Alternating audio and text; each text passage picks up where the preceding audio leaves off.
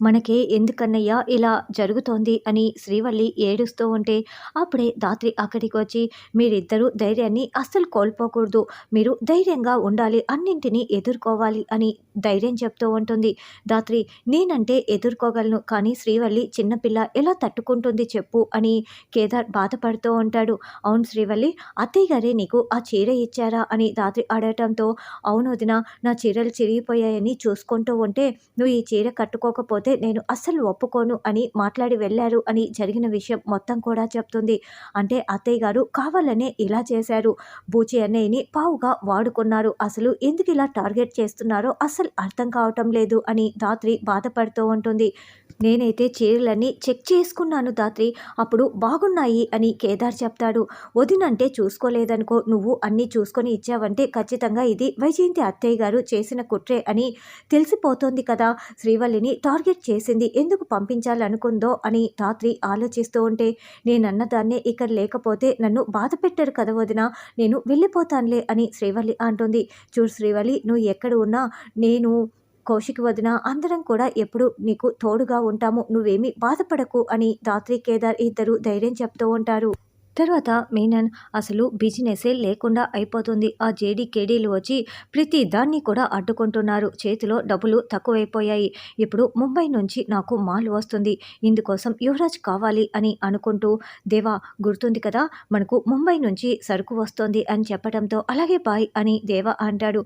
మీనన్ దేవాకి ఏదో చెప్పడంతో అలాగే తప్పకుండా చేస్తానని దేవా వెళ్తాడు. వెంటనే మీనన్ యువరాజ్కి ఫోన్ చేస్తాడు. సరిగ్గా అప్పుడే నిషి యువరాజ్ అంటూ గదిలోపలికి వస్తూ ఉంటుంది. ఇక్కడ యువరాజు బాయ్ చెప్పండి బాయ్ అని అనగానే వెంటనే నిషి డోర్ని క్లోజ్ చేసేసి యువరాజ్ ఏం మాట్లాడతాడా అని డోర్ దగ్గరే ఉండి వింటూ ఉంటుంది. యువరాజ్ నీతో పని పడింది, నువ్వు ముంబై నుంచి మాల్ వస్తుంది, అది మొత్తం నీ హ్యాండ్ ఓవర్లోనే ఉండాలి, నువ్వే ఈ పనిని పూర్తి చేయాలి అని చెప్తుంటే బాయ్ అని యువరాజ్ అరుస్తూ ఉంటాడు. ఏంటి బాయ్ ఏంటి అరుస్తున్నావు అని మీనన్ కోపపడుతూ ఉంటాడు. అది కాదు బాయ్, నేను కొన్ని రోజులు ఈ పనులేవి చేయలేను, నా పరిస్థితి నీకు తెలిసిందే కదా, ఇంతకు ముందు కూడా చెప్పాను కదా, కొన్ని రోజుల వరకు వీటికన్నింటికి నేను దూరంగా ఉంటాను, లేకుంటే నన్ను ఇంట్లో ఉండనివ్వరు బాయ్ అని యువరాజ్ చెప్తుంటే ఏంటి యువరాజు, నువ్వు చూస్తుంటే అప్రూవర్గా మారిపోయి నన్ను పట్టించేలా ఉన్నావే, నువ్వు ఈ పని చేయాల్సిందే, లేకుంటే నేనేం చేస్తానో నీకు తెలుసు కదా అని మీనన్ వార్నింగ్ ఇస్తూ ఉంటాడు. అది కాదు బాయ్, నేను చెప్పేది విను, నేనైతే కొన్ని రోజులు ఏమీ చేయలేను, కావాలంటే తర్వాత చేస్తాను, ఇప్పటికి మాత్రం నన్ను వదిలేసేయి బాయ్, ఇంతకు మించి నేనేమీ చెప్పలేను, అయినా నేను నిన్నెందుకు పట్టిస్తాను బాయ్, నేను నిన్ను పట్టించను, అప్రూవర్గా అస్సలు మారను, నా మాట వినండి అని ఫోన్ పెట్టేస్తాడు. యువరాజ్ నేను చెప్పేది వినవు కదా, చూస్తూ ఉండు ఏం చేస్తాను అని మీనన్ అనుకుంటూ ఉంటాడు. ఏంటి యువరాజ్ మీనన్తో నన్ను ఫోన్ మాట్లాడింది అని అనడంతో అవునని యువరాజ్ అంటాడు. నీకేదో పని అప్పచెప్పినట్లు ఉన్నాడు కదా అని నిషి అంటే అదే నేను చేయనని చెప్పాను, ఎందుకంటే అక్క ఎలా మాట్లాడుతుందో నువ్వు కూడా చూసావు కదా అని యువరాజ్ అంటే వాళ్ళ దగ్గర మనం చేతులు చాచి అడుక్కోవాల్సి వస్తుంది, నువ్వు ఆ మీనన్ చెప్పిన పని ఏదో చెయ్యొచ్చు కదా అని నిషి అంటుంది.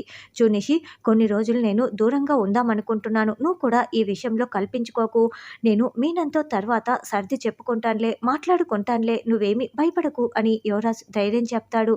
సరే నేను ఎందుకు వచ్చానో తెలుసా, నీకు గుడ్ న్యూస్ చెప్పడానికి వచ్చాను, ఆ కేదార్ గారిని కూడా మాధురి సీమంతం ఫంక్షన్లో లేకుండా చేశాను అని జరిగిన విషయం మొత్తం చెప్పడంతో సూపర్ నిషి, ఇప్పుడు నాకు చాలా సంతోషంగా ఉంది అని యువరాజ్ సంతోషపడుతూ ఉంటాడు. కానీ నేను సీమంతం ఫంక్షన్లో ఉండనన్న బాధ మాత్రం నన్ను తొలిచేస్తూ ఉంది అని యువరాజ్ అనడంతో మనకు ఎంత ప్రాప్తమో అంతే యువరాజు, దాని గురించి నువ్వు ఆలోచించకు, సరే నాకు పని ఉంది వెళ్తున్నాను కిందికని నిషి అంటుంది. తర్వాత కౌశికి వాళ్ళందరూ హాల్లో ఉంటే ఏంది అందరూ ముఖాలు అలా వేలాడేసుకొని ఉన్నారు, మన ఇంటి పిల్ల కాచి గురించి ఆలోచించాలి కానీ ఆ శ్రీవల్లి గురించి ఆలోచించకూడదు, సీమంతం ఫంక్షన్ జరుగుతూ ఉంటే సంతోషంగా ఉండాలి అని వైజయంతి అరుస్తూ ఉంటుంది. పిన్ని, మేము దాని గురించి ఏమీ ఆలోచించలేదు, శ్రీవల్లిని పంపిస్తానని చెప్పాను కదా, కానీ శ్రీవల్లికి ఎవరూ లేరని నువ్వు ఇలా ప్రవర్తించటం మాత్రం అస్సలు బాగోలేదు అని కౌశిక్ అంటే అవును వైజయంతి, మేము శ్రీవల్లి గురించి ఆలోచిస్తున్నామని నీతో చెప్పామా కాదు కదా, కాబట్టి ముందు పనులు చూడు అని సుధాకర్ అంటాడు. అప్పుడే ధాత్రి మాధురిని రెడీ చేసి హాల్లోకి తీసుకువస్తుంది.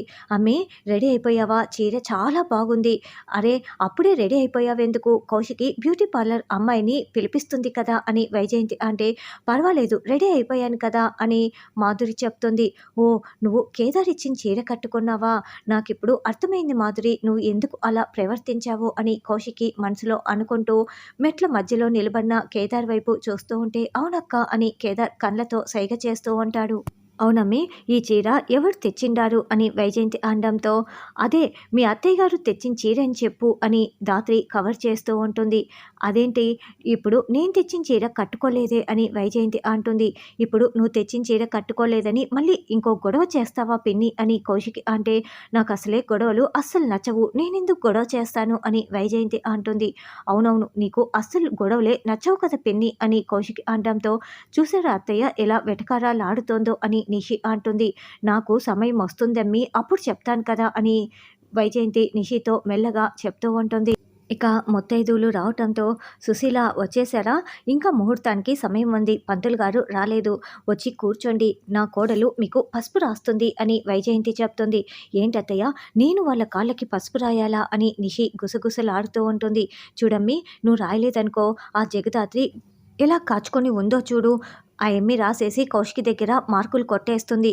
నువ్వు కౌశికితో మంచి మార్కులు వేయించుకొని మంచి చేసుకోవాలి కదా అని వైజయంతి అంటే, ఏంటత్తయ్య చివరికి దాంతో నేను పోటీ పడాలనా అని నిషి అంటుంది. తప్పదమ్మి, కొన్ని కొన్నిసార్లు ఇలాగే చేయాలి అని వైజయంతి అంటుంది. సరేనని నిషి కాళ్ళకి పసుపు రాస్తూ ఉంటే, జగదాత్రి, నిషి పసుపు రాస్తుంది కదా, నువ్వు గంధం రాయి అని కౌశికి చెప్పటంతో, అలాగేనని ధాత్రి వాళ్ళకి గంధం రాస్తూ ఉంటుంది. నువ్వు కాసేపు నోరు మూసుకొని ఉంటే, ఇప్పుడు చూడు నేను గంధం రాసేదాన్ని, ఇప్పుడు నేను వీళ్ళ కాళ్ళు పట్టుకోవాల్సి వచ్చింది అని నిషి మండిపడుతూ వైజయంతి వైపు చూస్తూ ఉంటుంది. ఏం మనిషి, నీ తర్వాత పెళ్ళైనా మాధురికి కూడా కడుపు వచ్చేసింది, నీకెప్పుడు పిల్లలు పుట్టేది? పిల్లల్ని కంటావా లేదా అని సుశీల నిలదీస్తూ ఉండటంతో, హౌ డేర్ యూ, మీరెవరు నన్ను నిలదీయటానికి అని నిషి అరుస్తూ ఉంటుంది. సుశీల, నువ్వు కాస్త ఊరుకుంటావా అని వైజయంతి అంటుంది. అదేంటి వైజయంతి, పిల్లలు పుట్టలేదని నేను అడుగుతూ ఉంటే దానికి సమాధానం చెప్పాలి, కానీ ఇలా గొడ్రాల్ని నువ్వు కోడల్ని చేసుకున్నావని తర్వాత నువ్వే బాధపడాల్సి వస్తుంది అని సుశీల అంటే, మాకిష్టం ఉన్నప్పుడు కంటాము, మేము ఇప్పుడు వద్దనుకున్నాం అని నిషి అంటుంటే, చూడండి, వాళ్ళు కనాలనుకుంటే కంటారు, మామూలుగా మాట్లాడాల్సిన విషయాన్ని ఇలా పబ్లిక్గా మాట్లాడుతూ ఉండటం అస్సలు కరెక్ట్ కాదు అని ధాత్రి అంటే, నువ్వు నా నోరైతే మోయించగలవు, వీధిలో ఉన్న వాళ్ళందరూ కూడా ఇదే మాట్లాడుకుంటున్నారు, అసలు నిన్ను కూడా అనాలి, నువ్వు ఈ నిషి వల్ల అక్కవి జగదాత్రివే కదా, అసలు మీ ఇద్దరికీ ఇంకా పిల్లలు పుట్టలేదు అంటే, వదిన, అక్క వారసత్వమే చెల్లికి కూడా వచ్చినట్లు ఉంది, వీళ్ళిద్దరికీ పిల్లల్ని కనే యోగ్యత లేనట్లు ఉంది అని సుశీల అంటే, చూడు సుశీల, నోటికి ఎంతొస్తే అంత మాట్లాడకు, వాళ్ళకి ఏమంత వయసు అయిపోయిందని గొడ్రాళ్ళు అది ఇది అని మాట్లాడుతున్నావు, వాళ్ళకి అప్పుడే కనాలని లేదు, ఇంకొన్ని రోజుల తర్వాత కంటారు, ఇవన్నీ నీకెందుకు చెప్పు, ఫంక్షన్కి వచ్చావా వెళ్ళావా అన్నట్లుగా ఉండాలి అని కౌశికి అంటే, ఏమో, నేను అడగాల్సింది అడిగాను, వీళ్ళకి పిల్లల్ని కనటం రావటం లేదో, లేకుంటే వీళ్ళ భర్తల్లో ఏదైనా లోపాలు ఉందో, వీళ్ళలో లోపం ఉందో భర్తల్లో లోపం ఉందో టెస్ట్ చేయించుకుంటే సరిపోతుంది కదా, అంతకు మించి ఇంకేమీ లేదు, టెస్ట్ చేయించుకోండి తెలిసిపోతుంది, లేకపోతే తల్లి ప్రేమ అనేది లేకుండా అయిపోతుంది అని సుశీల అనడంతో, ధాత్రి చాలా బాధపడుతూ కేదార్ వైపు చూస్తూ ఉంటే, కేదార్ బాధపడుతూ లోపలికి వెళ్ళిపోతాడు. చూడు సుశీల, నోటికి ఎంతొస్తే అంత మాట్లాడకు, నా కొడుకు కోడలు ఇద్దరు పిల్లల్లా ఒకరికి ఒకరు అన్యోన్యంగా ఉంటారు, ఇప్పుడే వద్దనుకున్నారు, అంతేకాని నువ్వు పండ్లు రాలగొట్టుకునే విధంగా మాట్లాడకు అని వైజయంతి వార్నింగ్ ఇస్తుంది. అవును పిన్ని, ఇలాంటి వాళ్ళు ఇంగిత జ్ఞానం లేకుండా ఫంక్షన్కి వచ్చి బాధ పెట్టేలా మాట్లాడతారు అని కౌశికి అంటుంది. నా కోడలికి వారసత్వం వచ్చిందని అంటున్నావు కదా, అది అసలు నా కోడలికి సొంత అక్కే కాదు అని వైజయంతి చెప్తుంది. నా కోడలు చూడు ఎలా బాధపడుతోందో అని అంటే, మాట పడిన వాళ్ళు కూడా బాధపడతారు కదా అని కౌశికి ధాత్రి వైపు చూస్తుంటే, ధాత్రి కూడా బాధపడుతూ ఉంటుంది.